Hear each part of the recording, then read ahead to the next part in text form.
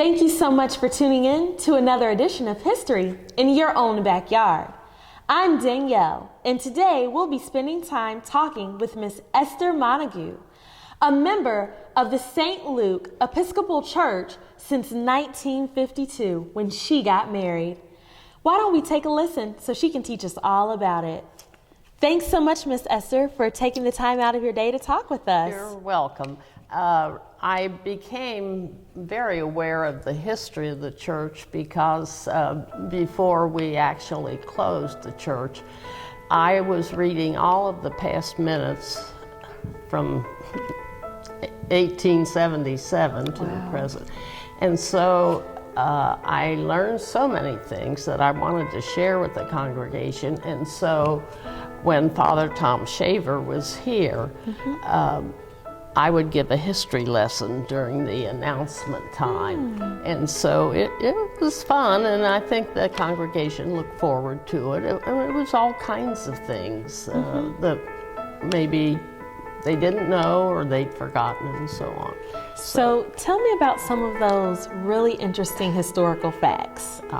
I think it needs to be emphasized over and over how closely this church was related to John Cleves Sims and William Henry Harrison.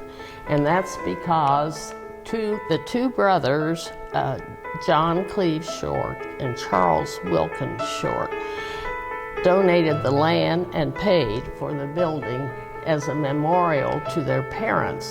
Their father was John Cleves Short, and his first wife was Betsy Harrison, daughter of William Henry Harrison, and then his grandfather was John Cleves Sims. Because of the family connections, the Wilkins brothers, or Short brothers, became heirs to all the land that's now Fernbank. It went from Muddy Creek to the street now is called Dahlia, but they then became the founders of Fernbank and the founders of the church. And from that start, it has grown and grown until recently now. It's not growing. The church was consecrated in 1877. The Gooden family, which were prominent in Sayler Park and Fernbank, donated the sanctuary in memory of their family members who had died. So we have the Shorts and then the Goodens, and the Gooden family donated the rose window. As I say, they were important to the church and also to Sayler Park. It's my understanding that the Gooden family has the oldest house in the area.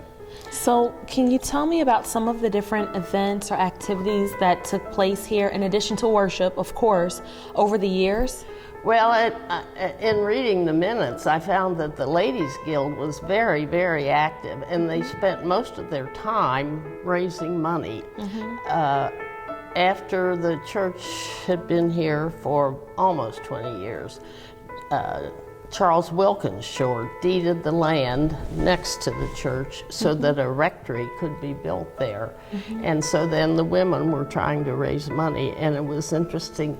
One of the events, they called them fetes, for 5 cents you could get a ride in an automobile. Oh, wow.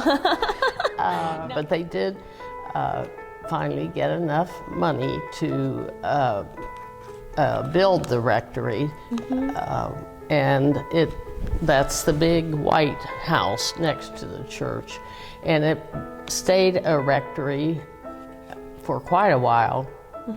But the vestry then bought the house that's farther on the other side of the parish house, and that became the rectory. So the big white building became the parish house.